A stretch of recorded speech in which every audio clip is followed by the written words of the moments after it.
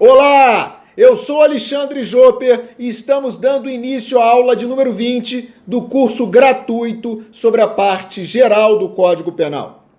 E no encontro de hoje, que é um desdobramento da aula anterior, nós vamos dar continuidade ao estudo da relação de causalidade.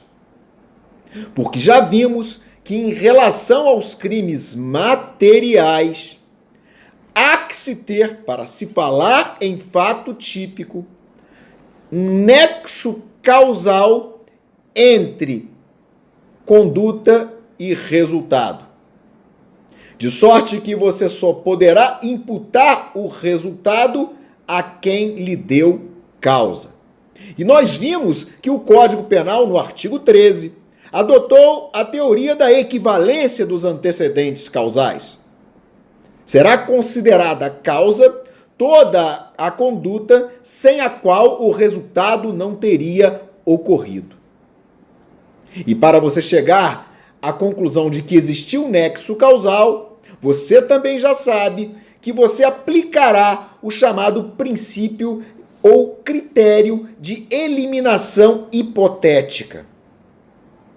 Como é que ele funciona? Você pega a conduta que está a analisar e exclui ela mentalmente da cadeia de acontecimentos.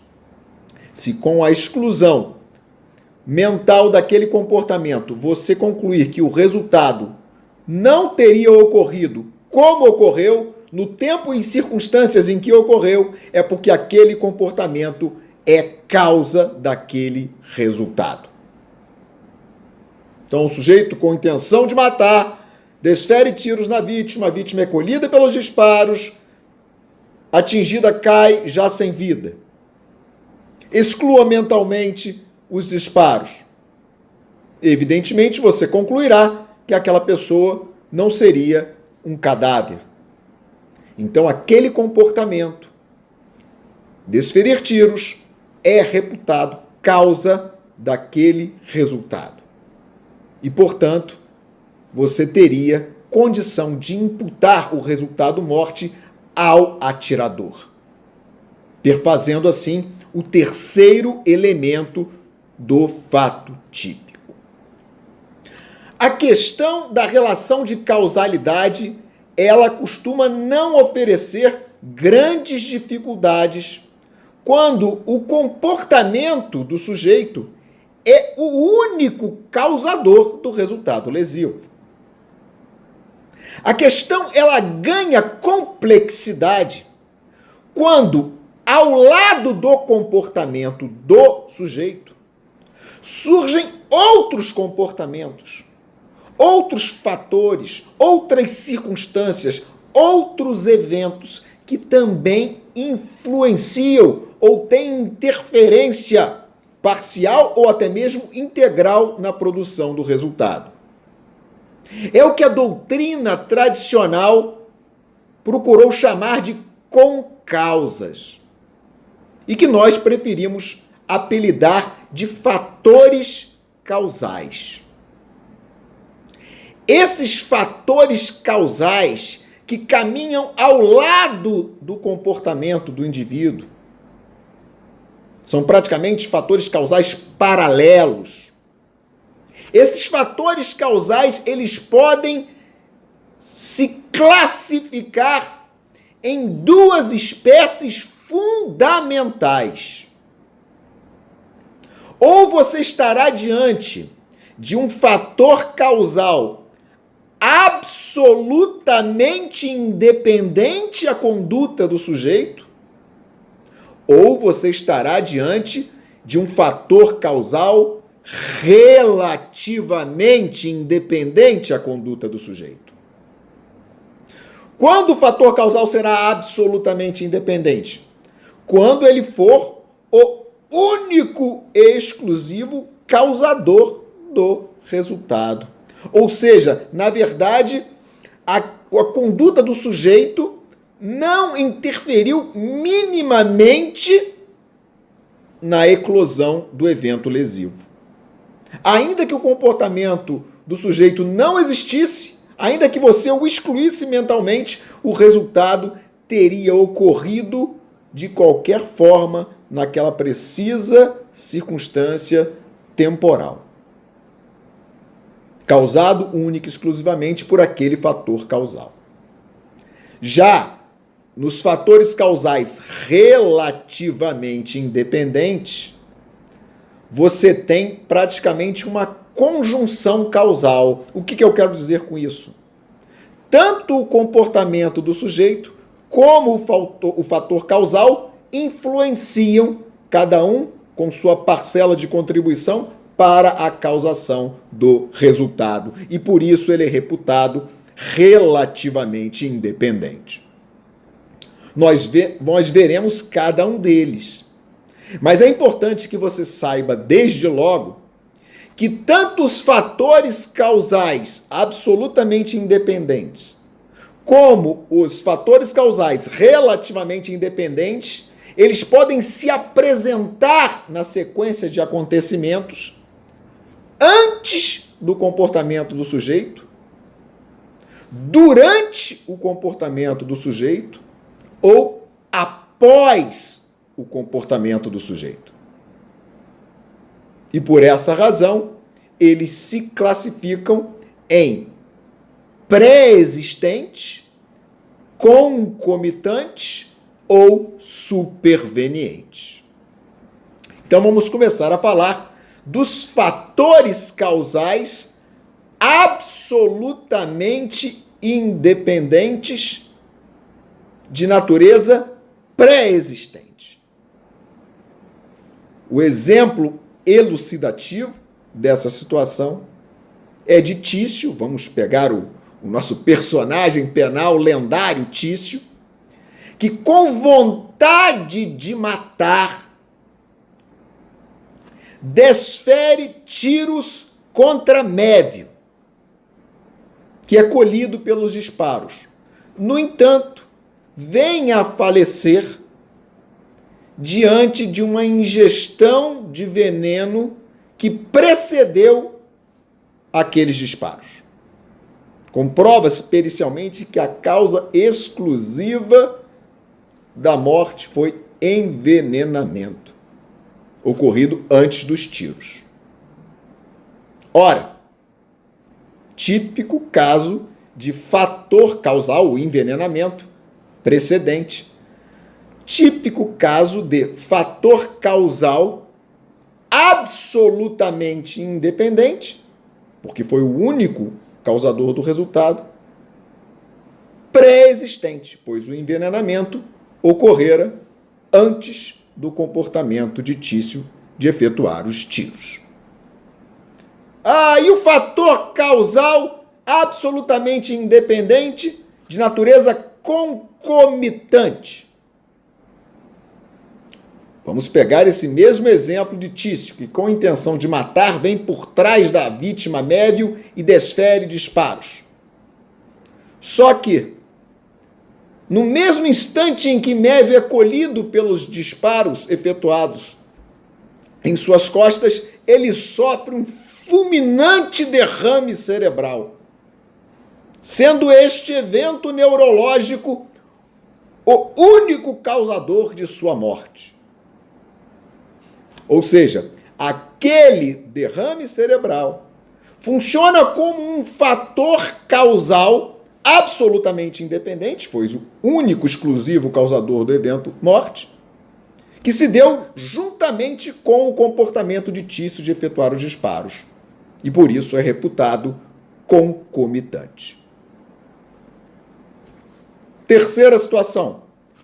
Fator causal absolutamente independente, de natureza superveniente. Tício, desejando a morte de Mévio, ministra-lhe veneno. Mévio, após ingerir o veneno, vai para casa e a casa, diante de chuvas torrenciais, desaba e ele morre soterrado. Veja você que o desabamento foi o único exclusivo causador do resultado morte. e ocorreu após o comportamento de Tício de ministrar a substância venenosa. Fator causal absolutamente independente, de natureza superveniente. A pergunta que não quer calar: Tício, nesses exemplos, irá responder, porque ele atuou com vontade de matar, irá responder por homicídio consumado? E a resposta é negativa, nos 3 exemplos. E por que digo isso? Porque aqueles fatores causais, no primeiro exemplo, a ingestão precedente de veneno pela própria vítima. No segundo exemplo, um derrame cerebral. No terceiro exemplo, o posterior desabamento da casa. Esses fatores causais foram os únicos causadores do resultado. Ainda que você excluísse mentalmente as condutas de Tício, de efetuar os tiros, nos 2 primeiros exemplos, de ministrar veneno no último, os resultados, morte, ocorreriam da mesma forma, nas mesmíssimas circunstâncias, de modo que você resolve a questão pelo artigo 13 caput. Ou seja, o comportamento de Tício não deu causa aos resultados morte. E se não deu causa, o resultado morte não pode ser a Tício imputado, que só deveria responder pelos atos até então praticados. Nos 3 exemplos, existindo os fatores causais absolutamente independentes, Tício responderia tão somente por crime de tentativa de homicídio. Agora, é possível que os fatores causais sejam relativamente independentes à conduta do sujeito. E assim são considerados porque não são os únicos e exclusivos causadores do evento lesivo. Contam com a interferência, com a pertinência causal também do comportamento do indivíduo. Então, fator causal e conduta do sujeito funcionam aqui como verdadeiros polos positivo e negativo de uma corrente elétrica, podendo se comparar analogicamente. A corrente elétrica precisa dos 2 polos, sem a qual a eletricidade não é produzida. Da mesma forma aqui, o fator causal relativamente independente por si só, apenas ele, não produziria o resultado. A conduta do sujeito isoladamente também não. A conjunção deles é que faz eclodir o evento lesivo, cada qual com sua contribuição causalística. E os fatores relativamente independentes também podem ser pré-existentes, concomitantes ou supervenientes. Exemplo de fator causal relativamente independente à conduta do sujeito, pré-existente. Tício, com vontade de matar, desfere facadas contra Mévio, atingindo-o no braço. Só que Mévio é hemofílico. E com aquela perda mínima de sangue, acaba morrendo.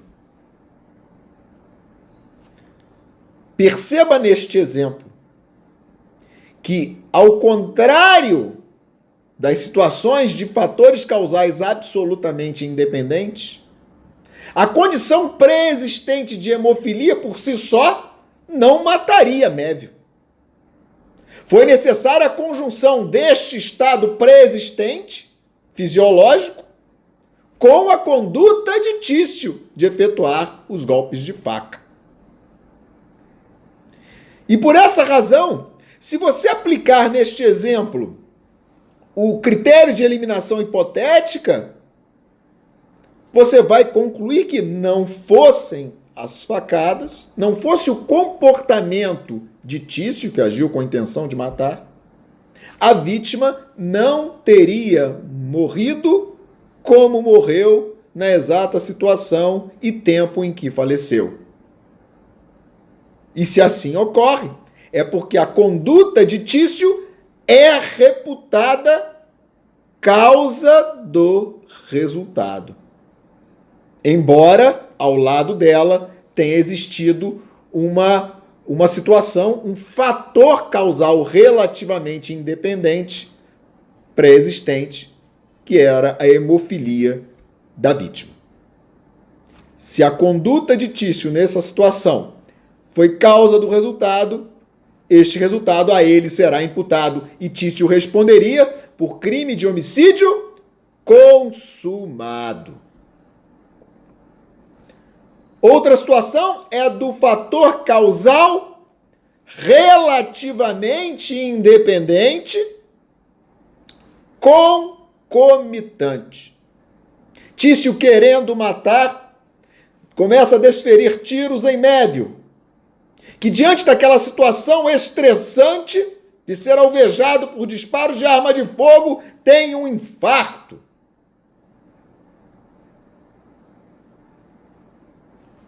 Perceba você que ambos os fatores, comportamento de atirar e infarto, estão imbricados na causação do resultado.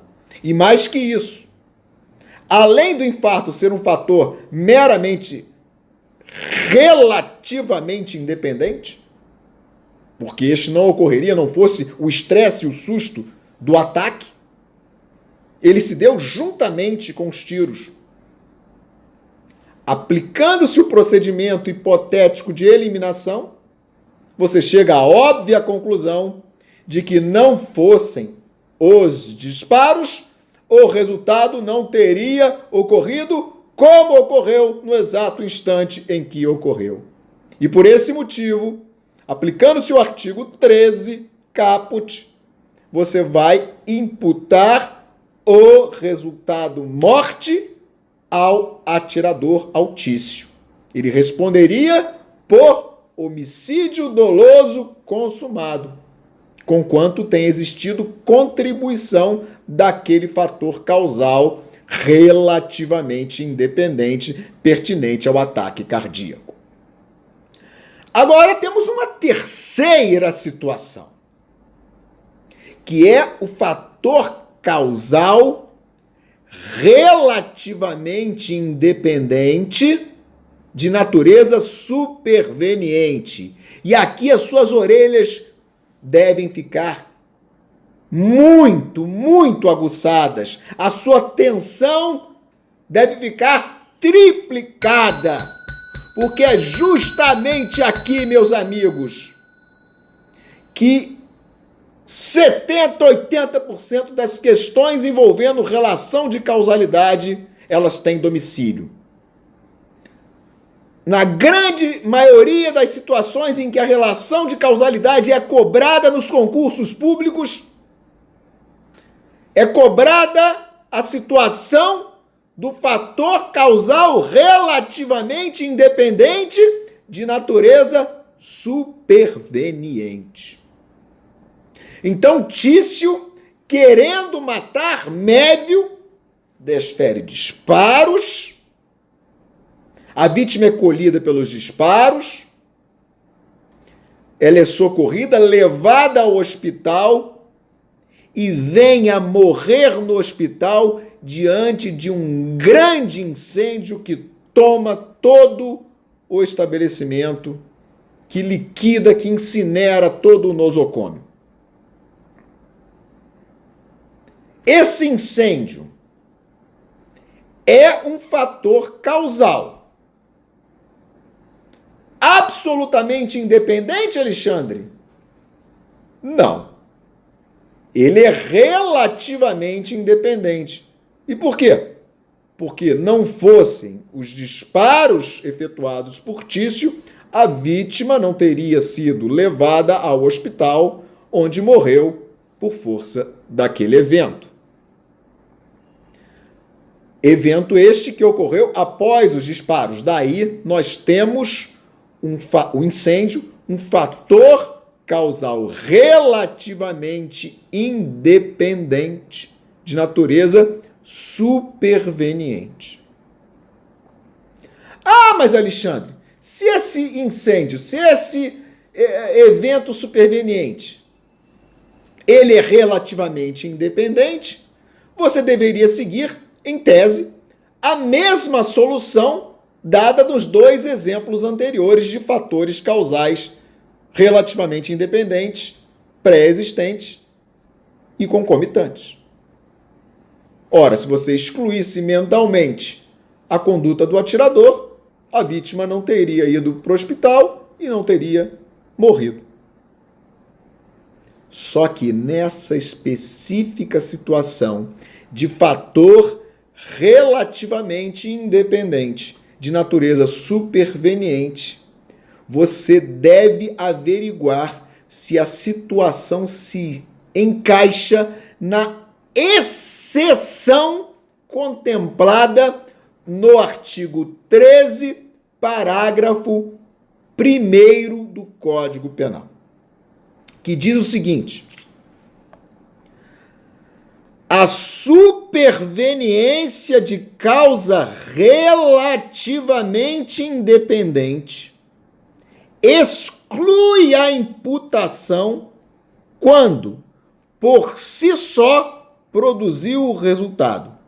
Os fatos anteriores, entretanto, imputam-se a quem os praticou. O que o artigo 13, parágrafo 1º nos ensina? Que quando, excepcionalmente, você estiver diante de um fator causal relativamente independente, superveniente, que por si só produz o resultado, aquele resultado não poderá ser imputado ao autor da primeira conduta, quebrando-se a regra do artigo 13 caput. Agora, tenha muita atenção com a redação do artigo 13, parágrafo 1º. Não é qualquer fator causal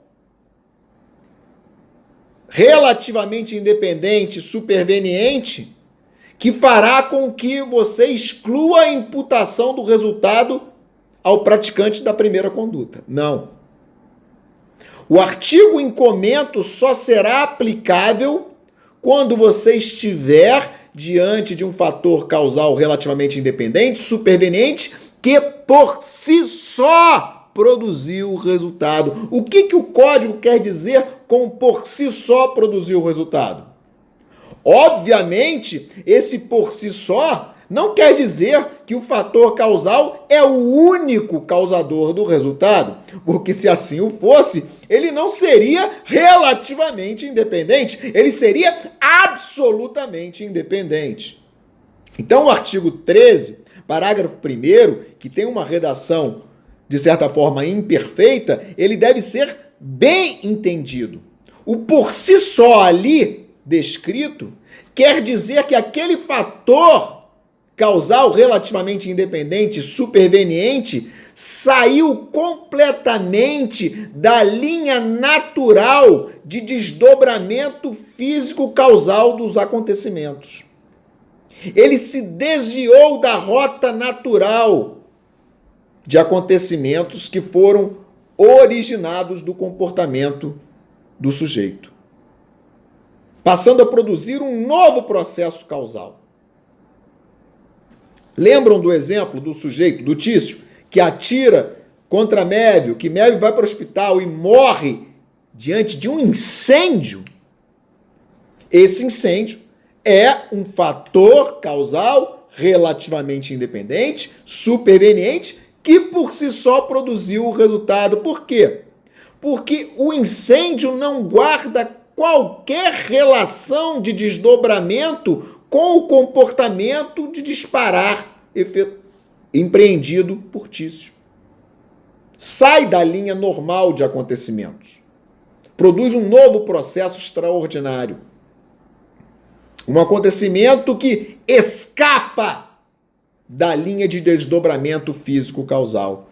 E assim ocorrendo, você aplica excepcionalmente o artigo 13, parágrafo 1º, e exclui a imputação do resultado morte ao praticante do primeiro comportamento. Nesse exemplo do incêndio, Tício, conquanto o incêndio seja um fator relativamente independente, superveniente, Tício não vai responder pela morte, e sim pelos atos até então praticados. Ou seja, Tício responderia por tentativa de homicídio. O mesmo se diga se Tício atirasse com vontade de matar e a vítima, colhida pelos disparos, fosse para o hospital e lá existisse um terremoto que levasse às ruínas e ela morresse por força disso. Ou seja, o terremoto escapa completamente da linha natural de acontecimentos. Bem diferente de outras situações. É isso que eu quero que você tenha bastante atenção.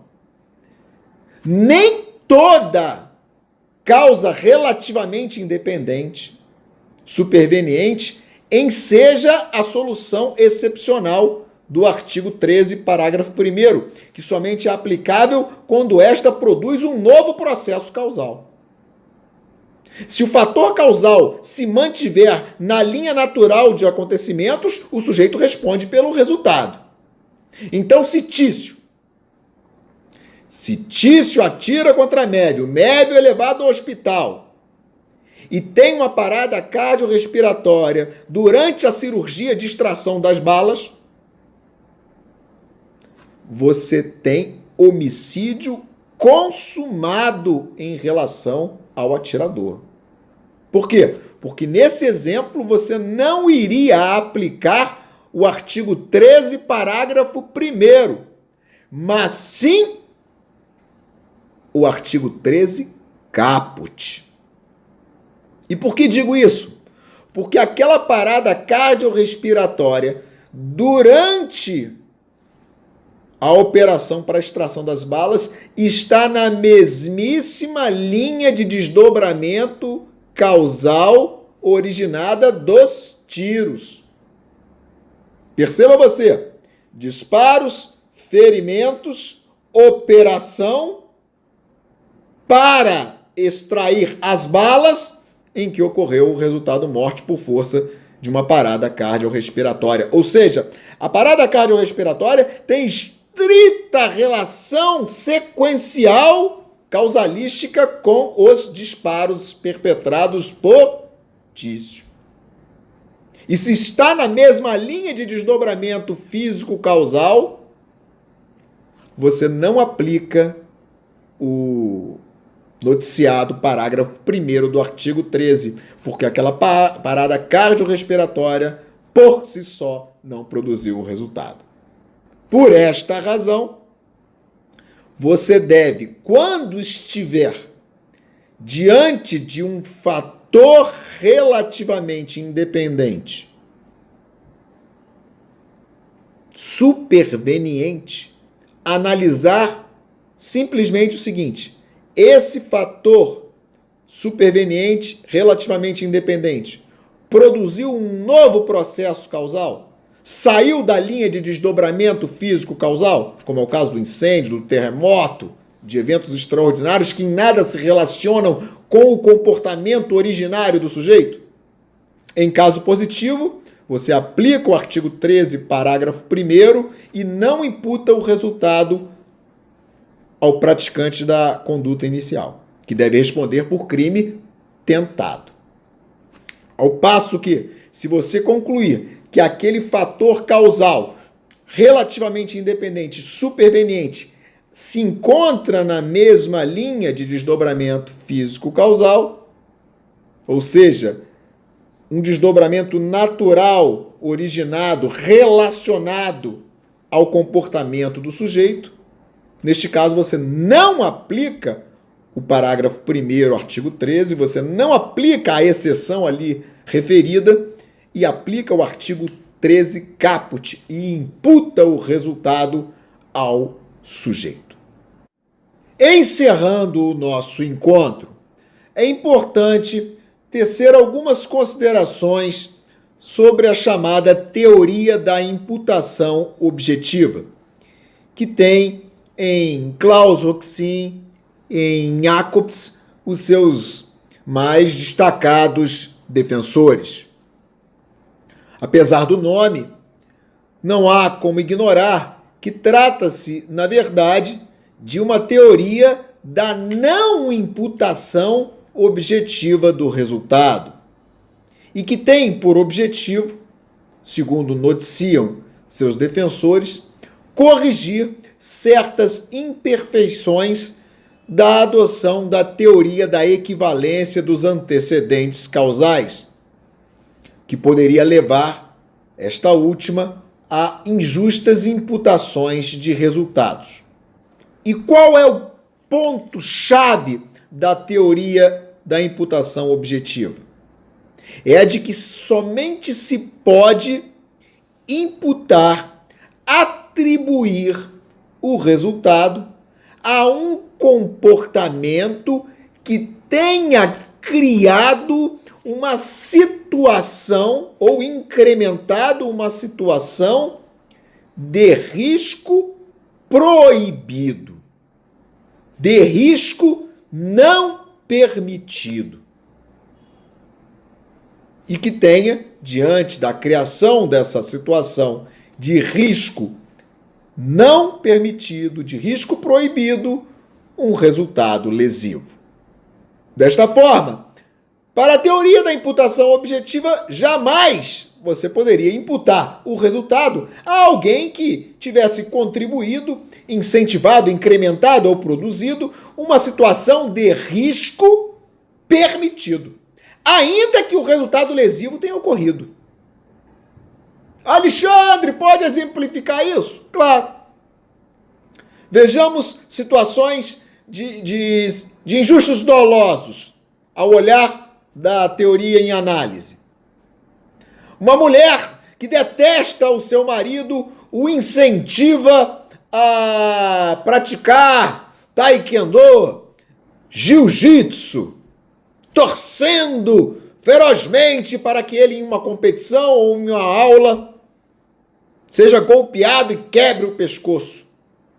E a mulher, de tanto pensar nisso, fazer força mental, acaba dando sorte aos seus intentos, porque o marido, numa dessas competições da vida, é golpeado e o pescoço se rompe e ele morre. Ou do sujeito que, desejando obter a herança de um tio já idoso, o incentiva ferozmente a viajar pelo mundo em uma companhia aérea pouco conceituada e famosa por inúmeros desastres aéreos, inclusive prontificando-se a custear a passagem do tio. E esse tio resolve, então, conhecer certo país por essa companhia. O avião, no trajeto, cai, todos morrem, aí incluindo o tio. Outro exemplo.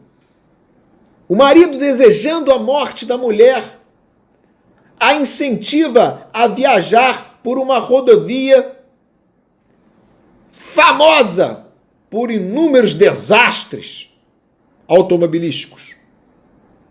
Inclusive, diz: meu bem, acabei de encher os pneus, botei óleo no carro, enchi o tanque, pode viajar tranquila. E a mulher se envolve no engavetamento de caminhões na citada rodovia e vem a falecer.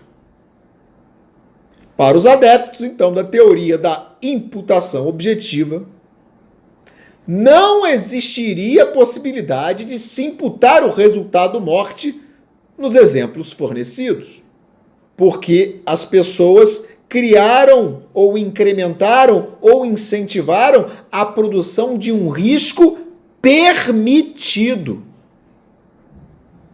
O tráfego aéreo, o tráfego viário em rodovias, a prática de esporte Todas essas atividades são atividades permitidas, reguladas e aceitas. Embora tenham naturais riscos, a vida é feita de riscos, mas são riscos permitidos. E se o risco é permitido, não há que se falar em imputação do resultado. Em outras palavras, para os adeptos da teoria da imputação objetiva, só há que se falar em imputação de um resultado quando este for obra da conduta do sujeito e não obra do azar. E nos 3 exemplos fornecidos, as mortes se deram por força do acaso, do azar, dentro da prática de uma atividade, de um risco permitido. Migrando para os crimes culposos, o raciocínio é o mesmo. O sujeito está conduzindo lá o seu veículo com toda a cautela possível e, de repente, um pedestre que está ali no calçadão tropeça e cai na via, justamente na hora em que o condutor do veículo passava, não existindo tempo algum para a frenagem. O atropelamento é inevitável e o pedestre morre. Segundo os adeptos da teoria da imputação objetiva, não há que se falar em imputação daquele resultado ao condutor, na medida em que ele estava ali diante de uma atividade permitida, que evidentemente tem risco, a condução automobilística, mas um risco permitido,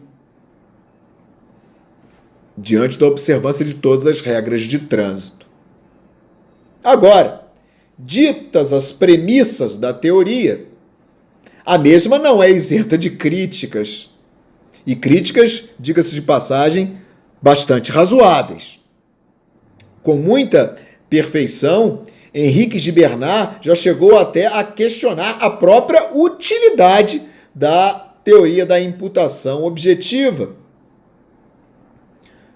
Porque todas as soluções, ou se não, a grande maioria, já é solucionada por institutos já existentes. Lembra do exemplo do sujeito que conduziu o veículo com toda a calma e o pedestre perdeu o controle, caiu e foi atropelado? Conquanto você tenha relação objetiva de causalidade, não fosse ele estar conduzindo, a vítima não seria atropelada daquela forma, uma questão antecedente já resolveria a questão, ou seja, aquele condutor não atuou com culpa. Aliás, não atuou nem com dolo, nem com culpa, com imprudência, negligência ou imperícia. E nós já sabemos que nos termos do finalismo, para que se fale em conduta, primeiro elemento do fato típico, só há que se falar em conduta dolosa ou culposa. Não existindo nem dolo, nem culpa, você sequer teria conduta. Naqueles 3 outros exemplos lá, das artes marciais que foram incentivadas, ou do sujeito que incentivou o sujeito a voar numa companhia mal afamada, ou do sujeito que incentivou a mulher a trafegar numa estrada perigosa, pelo amor de Deus, minha gente.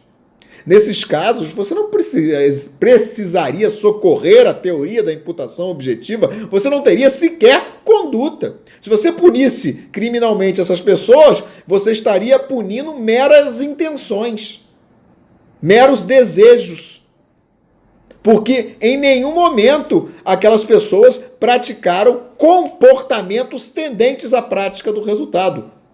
Ninguém sabotou o avião para que ele caísse, ninguém sabotou o veículo para que ele se acidentasse, ninguém foi lá maliciosamente e passou alguma substância para que a pessoa se desequilibrasse durante a luta e quebrasse o pescoço. Não, nós tivemos ali meras intenções malévolas, e de intenções malévolas o direito penal não pune. De sorte que, em todos os exemplos, você não teria imputação do resultado por força dos institutos já existentes, sem necessidade de socorro à teoria da imputação objetiva.